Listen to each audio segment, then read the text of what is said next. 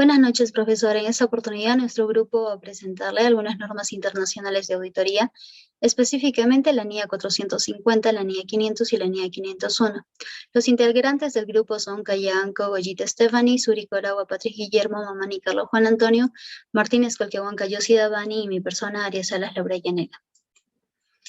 Comenzaremos con la NIA 450, la cual nos habla de la evaluación de las incorrecciones identificadas durante la realización de la auditoría. Como alcance nos explica la responsabilidad que asume el auditor al evaluar las consecuencias de las incorrecciones encontradas en la auditoría, y el objetivo del mismo es evaluar las consecuencias en la auditoría de las incorrecciones encontradas, en su caso, el efecto de las incorrecciones no corregidas en los estados financieros. Como primer requerimiento, nos dice que el auditor debe identificar y acumular todas las incorrecciones encontradas en la auditoría, a la excepción de las que fueran claramente insignificativas. Luego nos dice que si el auditor determina que se debe analizar el estudio global y el plan de auditoría, debe ser debido a la naturaleza de las incorrecciones y que éstas produzcan otras incorrecciones perjudiciales para el resultado final de los estados financieros. Luego tenemos lo que es la comunicación y corrección de las incorrecciones. En este punto, el auditor debe comunicar oportunamente a dirección cuáles fueron las incorrecciones encontradas y pedirle que las corrija. En caso de que dirección no quisiera corregirlas, el auditor debe saber las razones y debe tomar en cuenta esas razones para identificar si esto perjudica a los estados financieros. Luego tenemos lo que es la evaluación del efecto de las incorrecciones no corregidas. El auditor debe analizar una vez más si estas incorrecciones no corregidas perjudican en gran magnitud a los estados financieros. Además, también debe determinar si afectan de manera individual o en conjunto. También se da en este punto lo que es la comunicación con los responsables del gobierno de la entidad. Aquí el auditor debe comunicar a la alta jerarquía de la empresa cuáles han sido las incorrecciones no corregidas y en qué manera va a afectar esto al informe final de auditoría. Además, también debe darle a conocer las incorrecciones no corregidas de periodos anteriores y en qué manera estos afectan a algunas transacciones, a procesos contables o información a revelar en los estados financieros. Luego tenemos lo que son las manifestaciones escritas. Aquí el auditor va a solicitar a dirección y a la alta jerarquía de la entidad que le emitan por escrito si consideran que las incorrecciones no corregidas son significativas o no a los estados financieros, ya sea de manera individual o de manera conjunta. En documentación, el auditor va a tener que adjuntar a la documentación de auditoría lo que vendría a ser el límite por el cual está debajo las incorrecciones que se consideran como insignificantes. Además, también tiene que adjuntar todas las incorrecciones acumuladas y si estas han sido corregidas o no. Luego tenemos la guía de aplicación y otras anotaciones explicativas. Acá nos dice que las incorrecciones pueden ser resultado de 3 puntos: de datos erróneos por mal procesamiento o recolección, de los cuales se preparan los estados financieros. El otro punto que sería una omisión de una cantidad o una información errónea o incompleta. Y como tercer punto, una inadecuada clasificación, agregación o desagregación de la información. Luego tenemos lo que es la acumulación de incorrecciones identificadas. El término claramente insignificativas nos determina aquellas incorrecciones que no afectan de manera significativa al resultado final de los estados financieros. El punto de incorrecciones en un estado financiero individual es que el auditor va a determinar el límite por el cual debajo se encuentran las incorrecciones identificadas como no significativas. Luego tenemos lo que son las incorrecciones en la información a revelar. Acá nos dice que en la información a revelar también podemos encontrar incorrecciones que se determinan a simple vista como insignificativas o que no afectan en gran magnitud. Y como último tenemos la acumulación de incorrecciones. Acá nos dice que las incorrecciones de naturaleza o de origen no se pueden acumular de igual manera o de igual medida que las incorrecciones de cantidades, y que estas deben ser analizadas de manera individual y en conjunto para ver cómo afectan a los estados financieros finales. Pasamos ahora a la evaluación del efecto de las incorrecciones no corregidas, las cuales a menudo se basan en estimaciones con el fin de determinar su importancia relativa. Por ello es que puede ser necesario para el auditor revisar la importancia relativa de las incorrecciones antes de evaluar su efecto. También corresponde al auditor evaluar el efecto de las incorrecciones de manera individual. No obstante, la determinación de si dichas incorrecciones son materiales es una cuestión que requiere la aplicación de juicio profesional. Asimismo, es poco probable que dichas incorrecciones materiales puedan compensarse con otras incorrecciones. Ahora, para las entidades del sector público hay que tener en cuenta algunas consideraciones, como las responsabilidades del auditor en referencia a las disposiciones legales o reglamentarias, ya que éstas pueden afectar la materialidad de una incorrección. Comunicación a los responsables de la entidad. Decimos que si las personas con responsabilidades de dirección son las mismas que tienen responsabilidad en el gobierno, entonces no es necesario que el auditor comunique de nuevo a dichas personas. Ahora, cuando haya numerosas incorrecciones individuales que sean inmateriales, el auditor puede optar por comunicar dichas incorrecciones en forma global en lugar de detallarlas individualmente.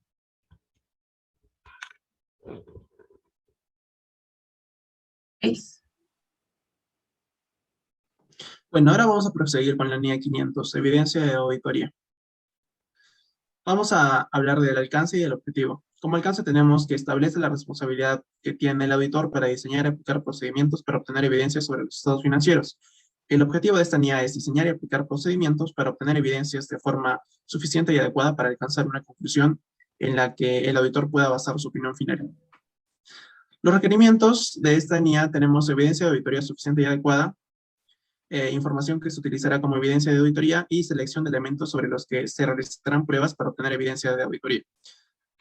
Como primer punto vamos a hablar de la evidencia de auditoría suficiente y adecuada.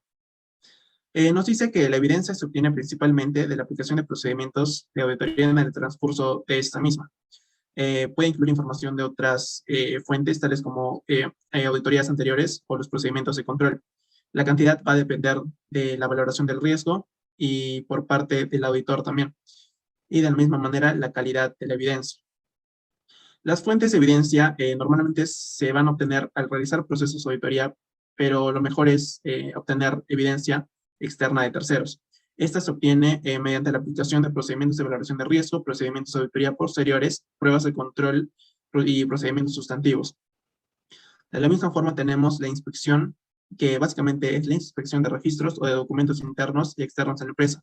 La observación, que va a ser ejecutada por el auditor para proporcionar evidencia acerca de la realización de algún proceso o procedimiento.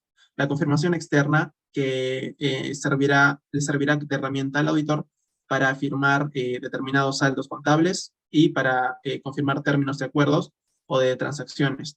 El recálculo, que es la comprobación de los cálculos matemáticos, la reejecución, que implica la ejecución independiente por parte del auditor, los procedimientos analíticos entre información financiera y no financiera, y la indagación, que es la búsqueda de información financiera y no financiera, mediante una indagación formal, que sería la indagación escrita, y una indagación informal, que sería el hablado. Le doy paso a mi compañero. Bueno, continuando, la información que se utilizará como evidencia de auditoría, tenemos dos puntos importantes, que son la relevancia, que es la información que se somete a comprobación. También tenemos las pruebas de controles que están destinadas a evaluar la eficacia para determinar y prevenir, detectar y corregir las inconsistencias. Tenemos los procedimientos sustantivos que son determinados a detectar incorrecciones o inconsistencias materiales en las afirmaciones. Por otro lado, tenemos la fiabilidad, que es la información que el auditor utiliza como evidencia y se ve afectado por su origen y su naturaleza. Si queremos que la fiabilidad aumente, tenemos que, bueno, la fiabilidad aumenta cuando existen fuentes externas que son independientes de la entidad, los controles aplicados por la entidad son eficaces, el auditor obtiene información directamente, la evidencia de la información es presentada en papel o de forma virtual, y la información presentada son documentos originales y no fotocopias o relacionados. Siguiente, por favor. La fiabilidad de la información generada por un experto de la dirección.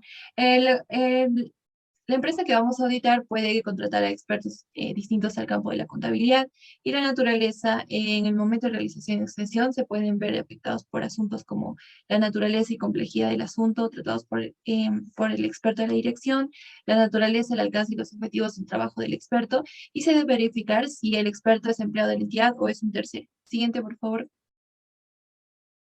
La obtención de conocimiento del trabajo del experto de la dirección.